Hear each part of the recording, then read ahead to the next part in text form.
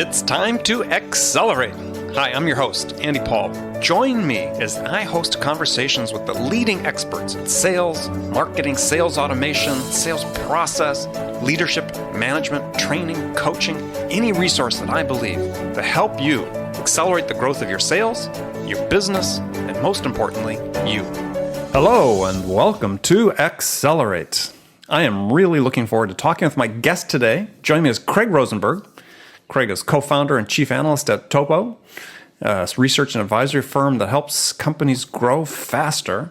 He's also the founder of the Funnelholic blog. I'm sure many of you have read that. Craig, welcome to Accelerate. Thanks for having me, Andy. I'm excited. Yeah. I've watched you for years, so it's one of those things, you know? And we meet here on Skype. So we meet here on Skype. So, I usually have people introduce themselves, and I'll have you do that. But I was going to say that this connection we have, I haven't seen this for a long time, but you're a fan of one of my favorite authors growing up was Leonard Wibberley, The Mouse That Roared. Yes. And I was like, God, I thought that was a great movie with Peter Sellers. I loved the books, and actually I read the whole series of books. So, which, as I said, I haven't found anybody for a long time that was such a big fan as I am. Yeah. Well, I look for, now that we sort of merge our business and personal, so our nonfiction and fiction lives, I bring that book up, or the movie for some, the younger folks, because it's relevant when you're sort of talking about, especially for these young companies, and the part of my wording here, but the weaponry at your disposal, the ability to drive growth is sort of, it's there for you, and mouses certainly can roar, and it's such a good book. And anyway, I just like to equate it to what's happening today in business, and it's also, as you said, it's just a incredibly well-written book and a great read. So that's funny. Yeah, and for people that don't understand the precept behind the book, premise behind the book is that the small country, the Grand Duchy of Fenwick, somewhere in Europe, quote unquote Europe, declares war on the U.S. in order to get financial aid after they lose the war. So small country declaring war on the big guy. Yeah. So great book. Really urge people, if it's available somewhere, I don't even know if it's available, pick it up or rent the movie with Peter Sellers. So anyway, so now we know about literary interests. May tell us how you got your start in sales. Yeah, actually, it was. I was a teacher out of college and coach, and what'd you coach? Water polo. Ah, okay. Yeah, and so it was nothing special.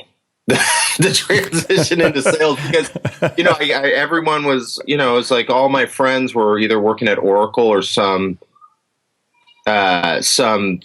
ex-Oracle's sales team, Right.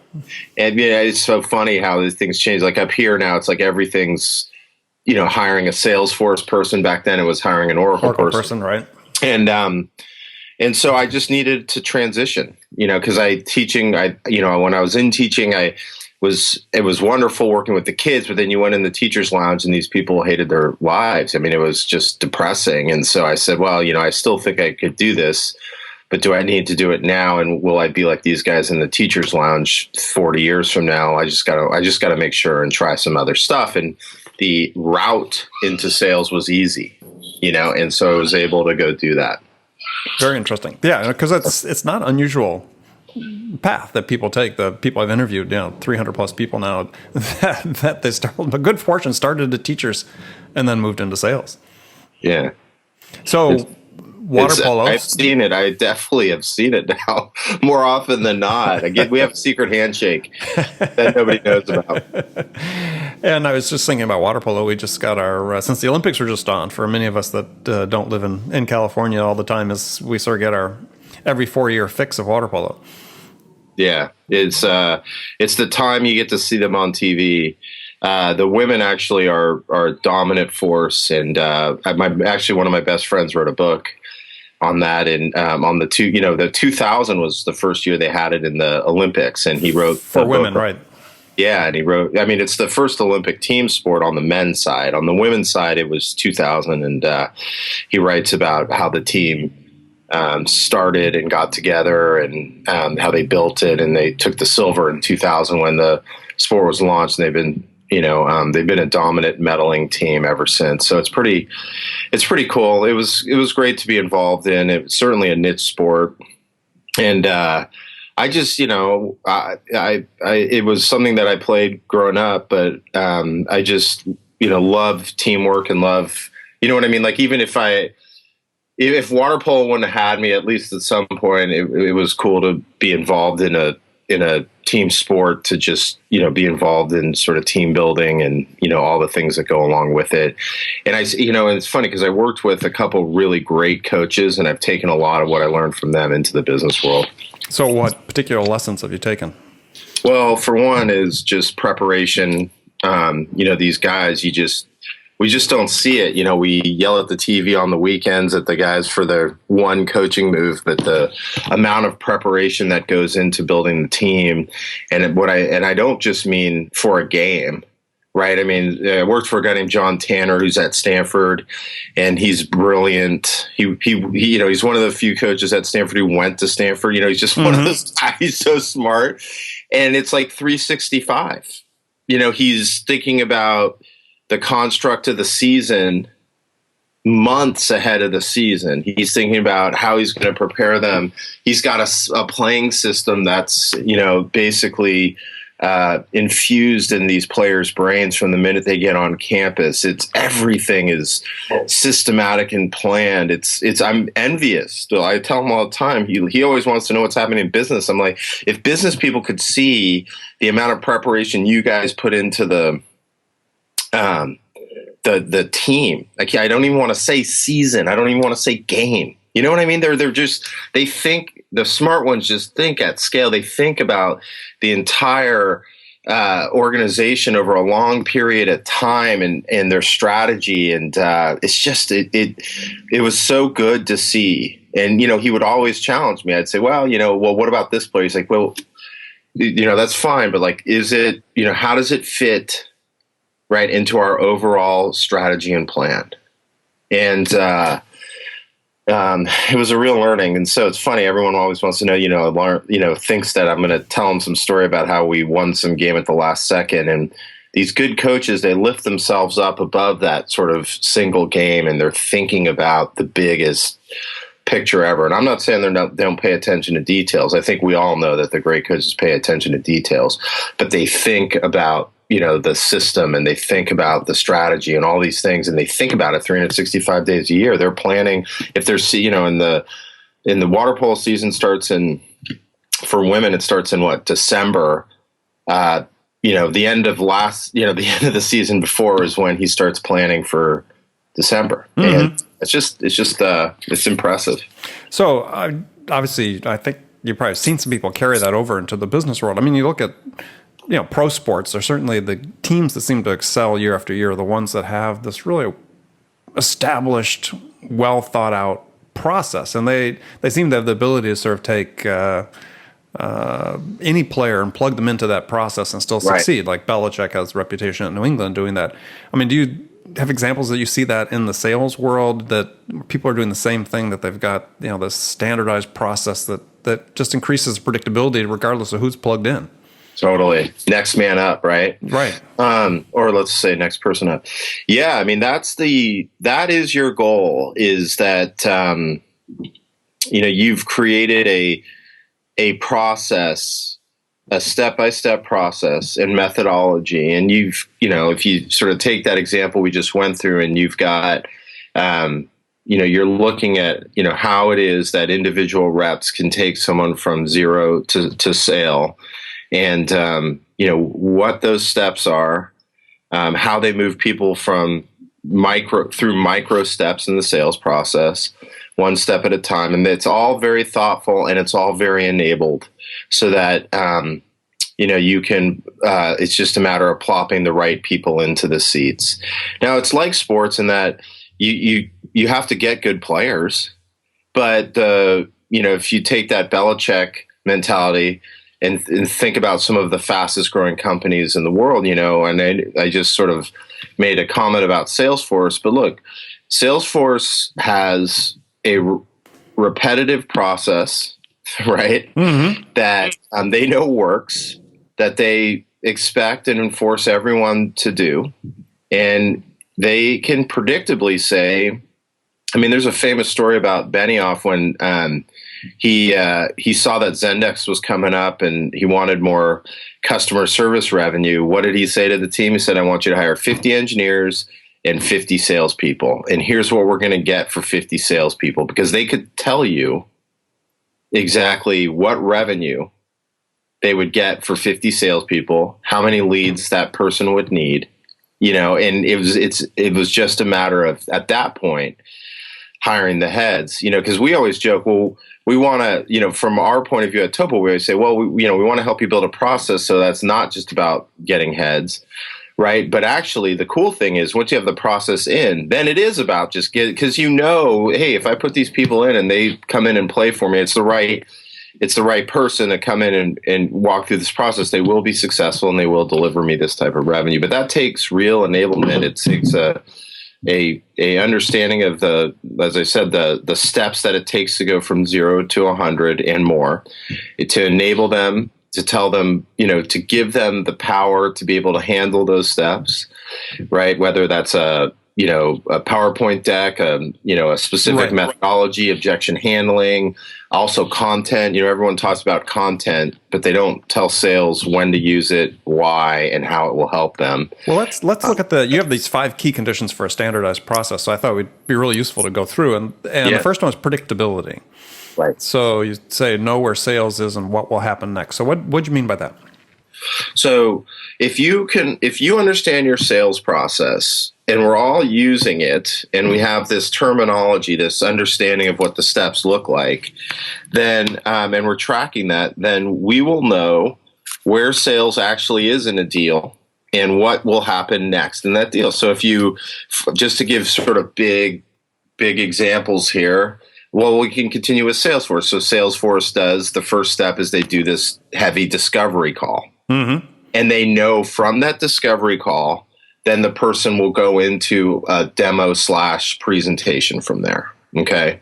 Those are just taking those 2 steps. So if they see that the rep has X amount in the demo, it's either in or out. And that in means that they're going to go to the, prezo / demo next. And so, because they all follow this path, right?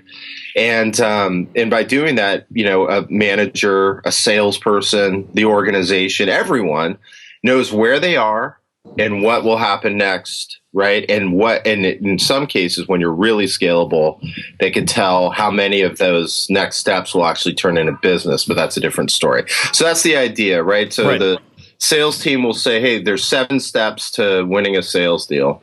And if he or she's at step 1, then we know exactly what they're doing, and we know where they need to go, which is step 2, and this is what it looks like. So that's the idea. Is we're predictable. We know kind of where we are and what will happen next in the sales process. It's not hero selling, right? It's not, oh my God, you see what so-and-so did? Although, while that happens, we know sort of at scale, at mass, if they're at 2, they're going to move to step 3, right? And now we know the percentage of those that happen. We know exactly, it's very predictable based on kind of where sales is and what happens next. Right. And so then sort of precondition to that is optimizing your process, defining it. Yeah. And this is the problem I see. I did a survey of 300 companies, and 72% had no defined sales process. So I'm sure you see that all the time. Hey, Andy, that's so funny. I think I came in at 68%. So I think I'm verifying your data. Yeah. And did you ask sales leaders? They're primarily were sales leaders, right? It's funny, huh? Because they'll admit they know they need it. They know how important it is. And then they admit to us, 3 out of 4 admit to us. Well, actually, in mine, about 40% said they were just basically making it up as they went along. Oh, geez. Yeah. So you have to be able to define a defined process is one of the key conditions for totally having predictability. Yeah. common terminology, defined terminology, defined process steps. You can't optimize. I have this example. You got me on the sports team. One thing I learned when I was coaching, as I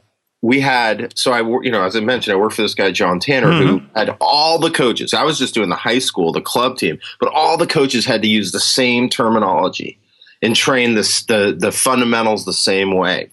And we would have a famous player come in and do a quick clinic, and it confused the players because even though it was a really good technique, right, it changed the terminology. It didn't help them. It was really interesting to see them not do it, right, because it didn't sort of they understand the context. When we define everything, they understand the context of what we're trying to optimize. And when we bring in a new person who's got a different terminology, a different point of view, you can't optimize. And I always think of that it was a learning from the days of sports. It's the same thing in your sales process. If we're not looking at the same thing, then it's really hard to optimize. With the same understanding in mind. Right. You can't talk about it. Right. It's just too hard. Well, and the next step to that, you talk about a key condition is onboarding, is you need to then, which is a part that kills me because companies don't do it, is you need to train your reps to the process. Well, it's good for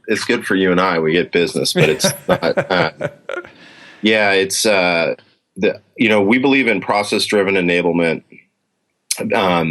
for all the reasons you and I have just talked about. That having the context of when you're going to apply a methodology or a tactic and why and where it gets you is, in our opinion, more effective than bringing guys like us in to help them see the world in a different way, although that's not unhelpful. I actually think it's helpful, but they get really good when we think of each step in the sales process and what goes into it and how they need to be successful. And when you onboard and train them against the process, we find that it's a better way to onboard reps, and they understanding the process is often glossed over. I'm sure you see this where even companies that have a defined process, it's kind of in the back of the book, or it's a Salesforce exercise, a CRM exercise. Right.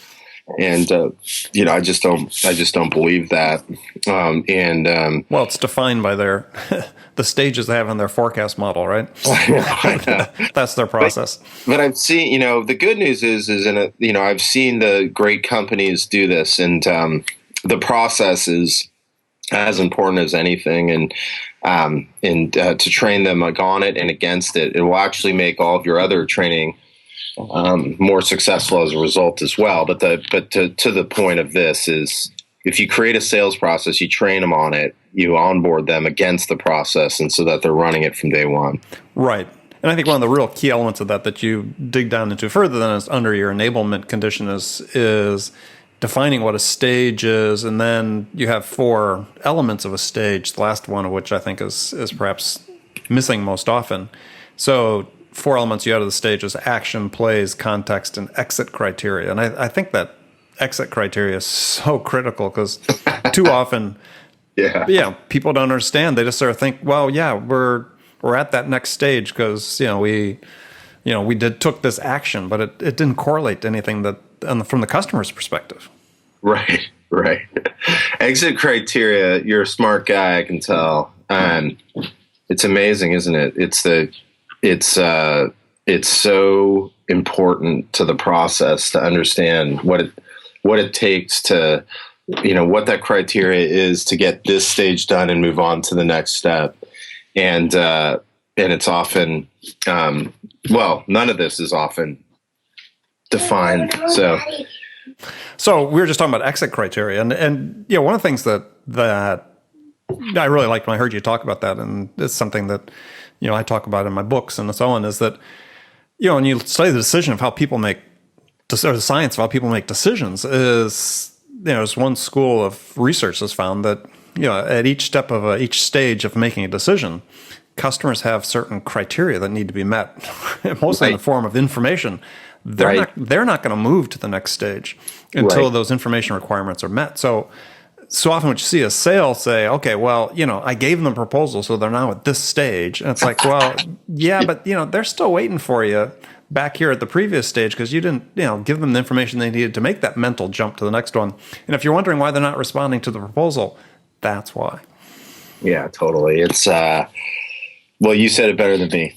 That's right. And one of the things that we do see that's a different problem, and it sort of speaks to the point you just made, which is, so where I am in Silicon Valley, everyone wants to hire someone at Salesforce. So I was just complimenting Salesforce on how great their sales process is. Mm-hmm. You can't plop it in to everywhere because the buyers and what they need, right, in their process are different for different, whether, for example, at Salesforce, the brand, right, it certainly changes the reactions buyers have in the sales process. They're exactly much farther along in their thought process. And if you plop that process into, let's say, an evangelistic sale where there's no market yet, you have to really evangelize the problem, not just the solution. That process may not work. The buyer needs, as you said, the buyer has requirements to sort of move to the next step. And so, it's a different problem than we were talking about before, which is many people don't have it defined. Also, if you do hire someone who's defined it before, they can't just take the exact blueprint of what they did before and then plop it into this new situation for exactly what you said, which is we got to understand the buyers in the market and what they're going to need for us to help them advance to the next step and document that and make sure they get that as part of the exit criteria. And that's, look, as there's a lot of standardization against that. We see enough that there's a lot of things that are the same, but there's also enough that's different that it's important to infuse, what the buyers, to really understand what your buyer is going to need to move to the next step and what their checklist is, as you said, and then, make that as part of your specific sales process definition and the exit criteria and all the plays, et cetera, that go along with it.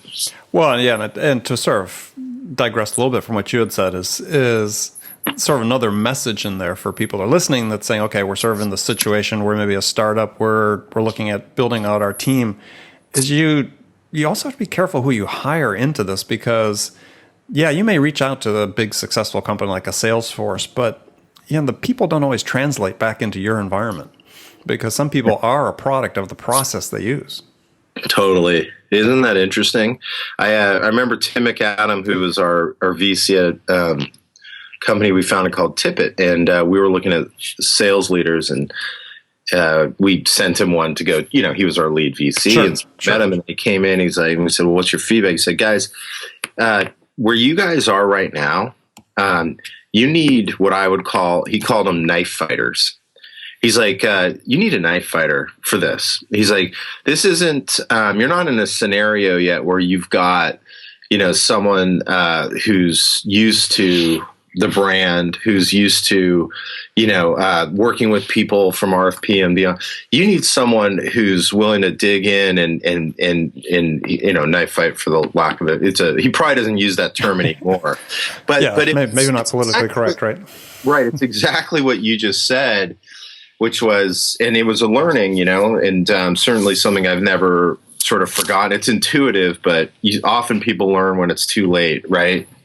But he was basically saying, yeah, the guy's hit his number, got teams to their number, led world-class sales teams, but is he the right person right now, right, as you guys start this business, and the things that you're going to need right now to be successul? He was right, and but it fits exactly kind of what you just said, which is we got to make sure that it's not just, certainly we all like validated backgrounds, like we like to feel good, we need to feel good about that, but that background and that the DNA and the experience that this person has to sort of fit where we are as a company and where the market is in general. And that's really important. Yeah. I mean, there's a story I tell, I'm sure people on the show have heard me tell it before, is and this was in a story that was told in a Harvard Business Review article about sales a number of years ago, about how you should hire your sales leader. And the story was about this landscape architect who was hired to create this green space at this university. And it comes in, brings in the plows and the tractors, and they move everything around. And there's day comes for the big unveil with the administration, and they look at this big, beautiful green space, and the one administrator says, "Well, where are the sidewalks?" And he says, "Well, we're going to wait for a year and see what people walk, and then put the sidewalks there." And I thought, that tells you got to have some sense of what you need in terms of the person you hire. Right. Just this temptation always with startups. Let's go hire somebody to lead sales, as opposed to let's go sell something first and then hire somebody to lead sales. Yeah. Oh man, I love that.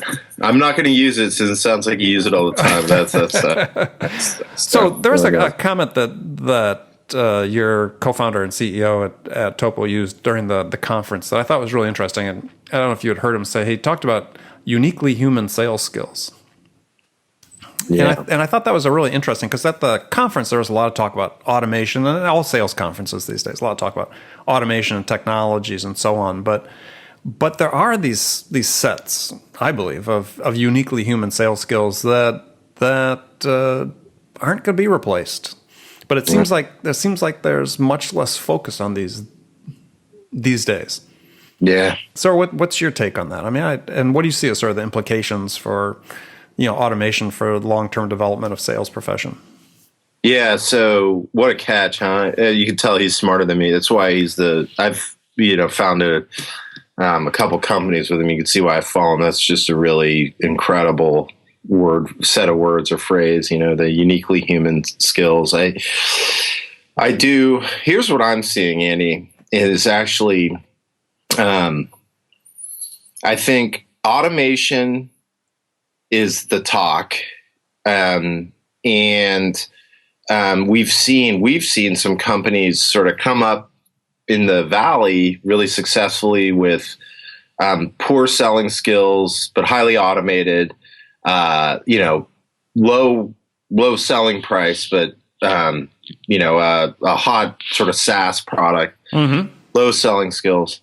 And one thing it's been really good for our business is, number of companies are bringing in real chief revenue officers and, folks that have a little gray hair. And those guys always bring us in, and they say exactly what you and I, what you just brought up is, they're actually not tech focused. They're engagement focused. How can we engage better and more with our prospects? We just did a mini survey where the data is not released, but I can just tell you that it was about tech. And what we learned was that and we went to the top instead of sales ops. Sales ops kind of dominates, the blogosphere and the talk. They speak. It's hard to get a CRO to come speak, right? That person's out there trying to get business. So we wanted to talk to them about their views on tech, and what they said was, no, if you want to sell me tech or sell my organization tech, that's fine. But all I care about is how we engage with our customers, and can we engage with more customers, and is it valuable? And so you can see that there's a mini mentality change in many of the companies that we're working with, where they sort of came up quickly without thinking the world could be automated, thinking salespeople could be totally commoditized. And they bring in a CRO who says, well, how are we engaging with them? Is it valuable? How are we connecting with them? Are we building real relationships? And so I don't think I've seen a full switch, but it's been, one of the drivers. It's one of the triggers in our business is when, they bring in someone who's been in sales for a long time, and they're saying, we've been so focused on automating everything, but we haven't focused on what we say to customers, how we say it, how we connect with them, how does the relationship end up? And so that's been refreshing. And certainly I'm going to call that, actually, I'm going to go out on a limb and call that a trend as we start to see the data, from the actual sales leaders, where to them, it's the tech out there is, if you're going to use tech, then the reason we're going to use it is because it's going to allow my salespeople to drive better engagement in these, with our prospects and with our buyers. Right. And, it's one of those things where, because I talked to a lot of the companies up here in the Bay Area are very automation centric, and they have a sales sort of ops tech bent to them. They have lots of applications, and they say, well, what can we do better? And it's, can we, how do we drive better engagement is often the answer, and it's just really important. So anyway, net, I feel like we thought we were going to commoditize or there's all these stupid quotes about how sales is going to, in 2020, million B2B sales jobs disappearing. It's so stupid. It's unbelievable. And not because I'm a fan of the space, but look, everyone says, the buyer, because the buyer wants to buy online. No, if they get a great salesperson, they become partners. They love it, and it's just, we see it still to this day. It's so important that they create, the salesperson is that bridge between the organization and the customer, and when done right, it's so valuable to the buyer. It's just, this. Well, my first book was all about that. The salesperson is the first line. Products become commoditized. Salesperson becomes the first line of differentiation. Absolutely. Yeah. And how amazing is this? Because, I live in tech, where I'll go in and I'll say, well, how do you differentiate from your competitors? The development cycles are so fast right now. Mm-hmm. It's such a fine line. It's incredible, right? If you have 6 to 20 competitors in the market, it is pretty close, right? Well, if you don't have 6, you will soon. Yeah, exactly. Because the barrier to entry is so low that anybody can do it. And you're right. The salesperson and how they partner with the buyer is the differentiator. And it's just it's not going to die. It's actually, it'll be an advantage to the people that realize that it's how critical it is, and enable their reps to build real relationships. It'll be their competitive advantage, right? Yep. And so, the uniquely human sales skills, that will never die. It just won't, because if you're going to buy something, having a real partner in that versus just a piece of tech or a piece of machinery or whatever it is that you sell, the customer is looking for a real business partner, and that's the salesperson's job, and that just won't go away. Okay. Craig, we're going to move into the last segment of the show where I've got some standard questions I ask all my guests. And the first one is a hypothetical scenario where you, Craig, have just been hired as VP of sales at a company whose sales have stalled out. And the CEO is anxious to get things unstuck and turned around. So what 2 things could you do your first week on the job that could have the biggest impact? Oh man, you did warn me you were going to make me think.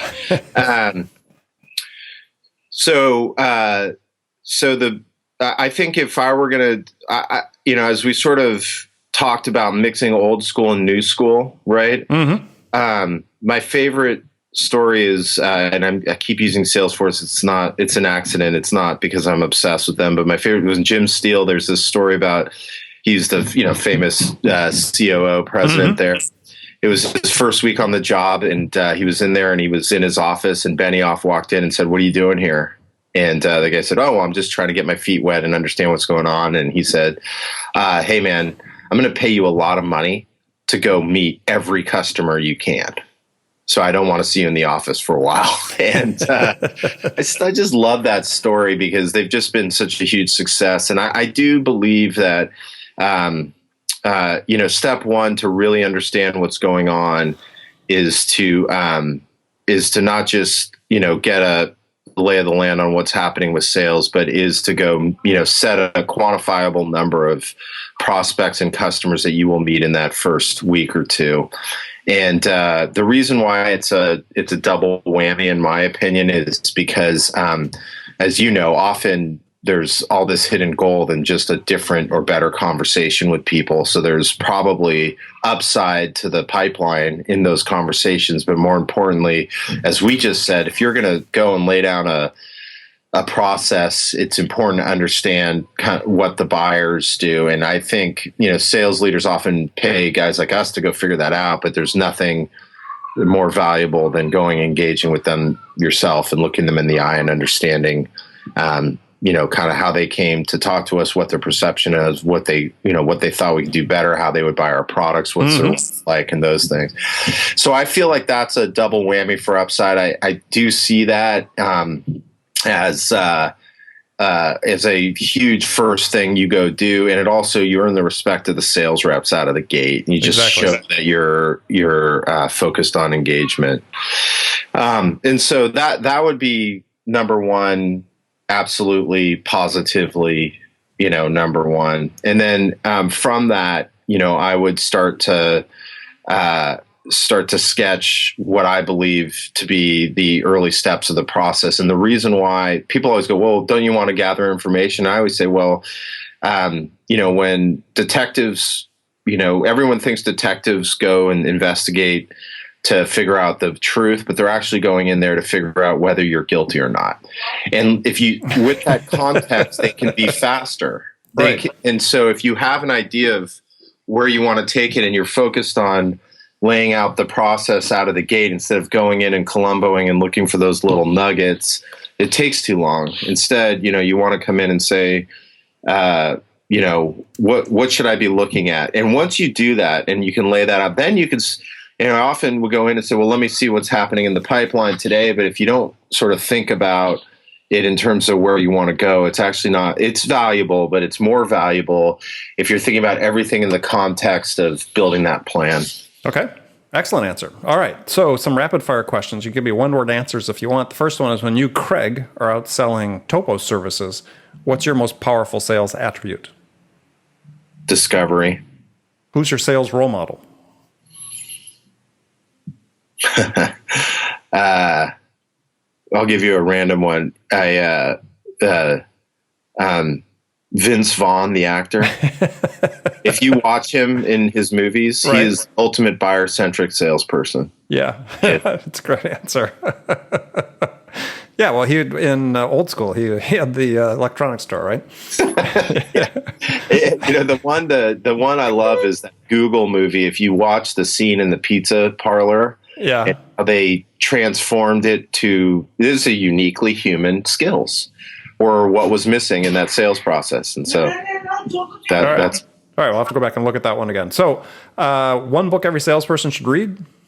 Sales Mastery by Barry Traylor, or any book you've written. All right. Thank you. And what's on your playlist these days? What music are you listening to? Well, I came up in the hardcore West Coast gangster rap era, and as I am that 44-year-old man driving the kids to school, listening to like Tupac and Dr. Dre and Snoop and those guys, and I still do. So, all right, I'm that guy. You're that guy with the loud bass in the car. No. Kids wearing headphones so they can ride to the private school with that going. The parents playing. All right. Well, good. Well, Craig, thanks for joining me. Tell folks how they can find out more about you and TOPO. Yeah. So you can, go to topohq.com to learn more about TOPO. That's the best place, frankly. And then for me, I think the best thing is to just follow me on Twitter or LinkedIn. But my Twitter handle is Funnelholic, so @Funnelholic. And with that is the funnelholic.com blog. But I don't update it as much, Andy. So that's why I push people more to the TOPO HQ, where I'm spending more of my time. All right. Good. Well, thanks. And remember, friends, make it a part of your day every day to deliberately learn something new to help you accelerate your success. And one easy way to do that is to make this podcast accelerate a part of your daily routine, whether you listen in the commute, on your gym, or make it part of your morning sales meeting. That way you won't miss any of my conversations with top business experts like my guest today, Craig Rosenberg, who shared his expertise about how to accelerate the growth of your sales. So thanks for joining me. Until next time, this is Andy Paul. Good selling, everyone. Thanks for listening to the show. If you like what you heard and want to make sure you don't miss any upcoming episodes, please subscribe to this podcast on iTunes or Stitcher.com. For more information about today's guest, visit my website at andypaul.com.